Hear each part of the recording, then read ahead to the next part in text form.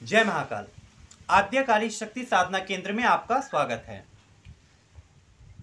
तंत्र में अनेक प्रकार की विद्याओं का प्रयोग किया जाता है और उन विद्याओं के क्रम में टोना, टोटका इत्यादि शब्दों को आपने सुना होगा। टोना और टोटका, इन दोनों में अंतर क्या है? अगर आप पीपल के पेड़ पे एक लोटा जल देके नियम से 7 रविवार या दीपक जला के आप आ रहे हैं तो ये एक टोटका है। अगर मैं आपसे कहता हूं कि 7 कौड़ियां अपने सिर से उतार करके कहीं गाड़ करके आ जाइए, या नारियल सिर से उतार करके देवी के मंदिर में रखाइए, ऐसा आपको 3 शनिवार या 3 मंगलवार करना है, जो भी मैं कहूँ, ये टोटका के अंतर्गत आने वाली क्रिया है। टोटका बुरा नहीं होता। टोटका अपनी दुकान चलाने के लिए भी हो सकता है, संतान उत्पत्ति के लिए भी हो सकता है, अपनी बीमारी को दूर करने के लिए भी हो सकता है। किंतु इसके विपरीत एक विद्या है टोना, और टोना टोटका से पूर्णतः भिन्न है। टोना देने का अर्थ है इसका ज्यादातर प्रयोग नकारात्मक रूप से ही किया गया है, बाकी ज्यादातर क्या 100% प्रयोग टोना देने का सिर्फ गलत उद्देश्यों के लिए किया गया, इसका कभी सही प्रयोग नहीं हुआ। किंतु विद्या विद्या होती है, और विद्या का यदि सही प्रयोग किया जाए तो साधक बहुत कुछ कर सकता है। उदाहरण के लिए 2 राज्यों की लड़ाई हो रही थी या हो रही हो, ऐसे में एक राज्य दूसरे राज्य के राजा को अथवा उसके सेनापतियों को टोना दे दे, और टोना के प्रभाव से वो सेनापति उल्टियां करने लग जाए, उनकी तबीयत खराब हो जाए, और ऐसी स्थिति में उस राज्य के लिए जिसके तांत्रिक ने प्रयोग किया है ये एक वरदान हो जाएगा। किंतु यदि इसका प्रयोग करके आप किसी के बच्चे को मार देते हैं, किसी का माँ का कोख छीन लेते हैं, सुनी कर देते हैं, किसी के पति का सुहाग छीन लेते हैं, तो ये गलत है।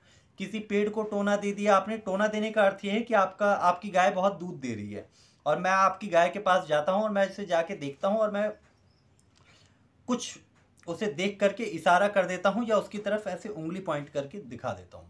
अब मेरे इस उंगली कर देने मात्र की क्रिया से, या मेरे ये कह देने मात्र से कि आपकी गाय तो बड़ा अच्छा दूध दे रही है, बहुत ज्यादा दूध देती है, इतने ही शब्द से, जिसमें गलत कुछ भी नहीं है, किंतु आपकी गाय बीमार पड़ जाएगी और उसके बाद वो दूध देना बंद कर देगी। आपका बच्चा अच्छा खेल रहा है, किसी का बच्चे के सिर पे हाथ फेर दिया और कह दिया कि हाँ बहुत अच्छा लड़का है, बड़ा प्यारा बच्चा है, तुम्हारे बाल कैसे कितने सुंदर हैं, तुम्हारे दांत कैसे चमक रहे हैं, इस तरीके से कुछ भी कह दिया तो जिसे भी कह दिया वो बर्बाद हो जाएगा। दांत को कह दिया तो आदमी के दांत ही बर्बाद हो जाएंगे, गाय को कह दिया तो गाय दूध देना बंद कर देगी, फसलों को कह दिया। यहाँ तक कि टोना इतनी शक्तिशाली विद्या है कि अगर किसी पेड़ को भी ये लगा दिया जाए तो ये उस पेड़ को भी सुखा डालती हैं। तो आज मैं आपको बताएं, क्योंकि जैसा मैंने कहा कि मेरा उद्देश्य एक सक्सेसफुल यूट्यूबर बनना नहीं है, मेरा उद्देश्य है विद्याओं को बचा करके रखना, और विद्याओं को बचा करके रखने के लिए ये एक माध्यम है। तो कुछ विद्याएं संरक्षित रह जाएं, इसके लिए टोने की विद्या जो मैं चाहता हूं इसका प्रयोग कोई भी साधक कभी ना करे, कोई भी साधक साधिका इस मंत्र का प्रयोग कभी ना करें। किंतु फिर भी जानकारी देना मेरा कर्तव्य है, और जानकारी होनी भी चाहिए आप लोगों को भी। तो इस साधना को कैसे करते हैं? टोना देने की सिद्धि ज्यादातर स्त्रियों में की जाती है, और स्त्रियों के अखाड़े चलते थे। पुरुषों भी टोना देते हैं, किंतु स्त्रियों के अंदर टोना देने की शक्ति, उनका अखाड़ा अत्यंत जागृत होता है।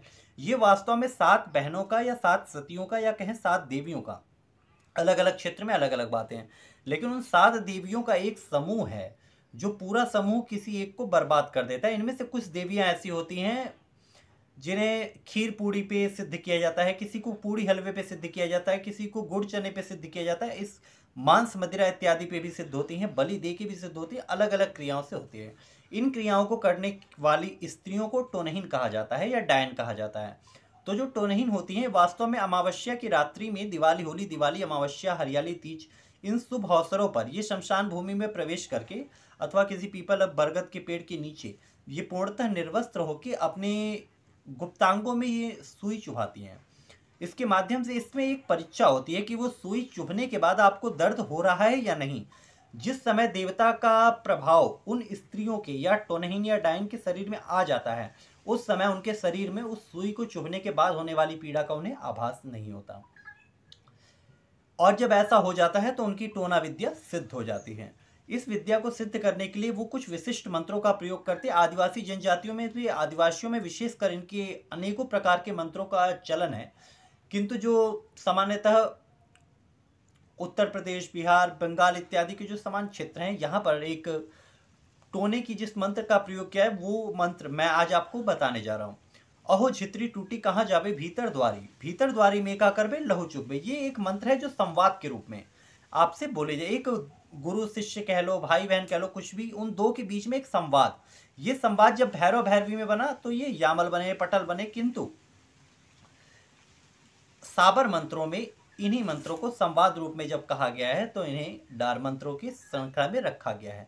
ये मंत्र संवादात्मक होते हैं, यानी अहो छित्री टूटी, एक प्रश्न, कहाँ जाबे, कहाँ जाओगे, तो एक उत्तर मिलता है भीतर द्वारी, यानी घर के भीतर जाऊंगी। भीतर द्वारी में का करबे, मतलब भीतर द्वारी में जाके क्या करोगे, लहू चूकबे, लहू चूक के मतलब कि आप ब्लड को पीऊंगी, खून पीऊंगी। लहू चूक के का करबे, बोबरा बनेबे, बोबरा यानी कि गोबर का कंडा सूखा हुआ, एकदम दीमक जैसे किसी चीज को कर लो ठूंठ हो जाए तो ठूंठ शब्द के लिए बोबरा प्रयोग किया जाता है। बोबरा बनेबे, बोबरा बने के का करबे, माता की चौरा में दीहो चढ़ाए, मतलब देवी माता काली के आगे में अर्पण कर दूंगी, अर्थात मृत्यु दे दूंगी। तो कुछ बातें सांकेतिक, देवी के चौरा में जो 6 अगर 6 कोड़ी देवी जामू का आगे के मंत्र, हालांकि इसका प्रयोग आपको करना नहीं है, और लेकिन जानकारी के लिए या आपके लिए जानना जरूरी है। यदि आपके ऊपर किसी प्रकार का टोना प्रयोग हो जाता है तो आपको क्या करना चाहिए।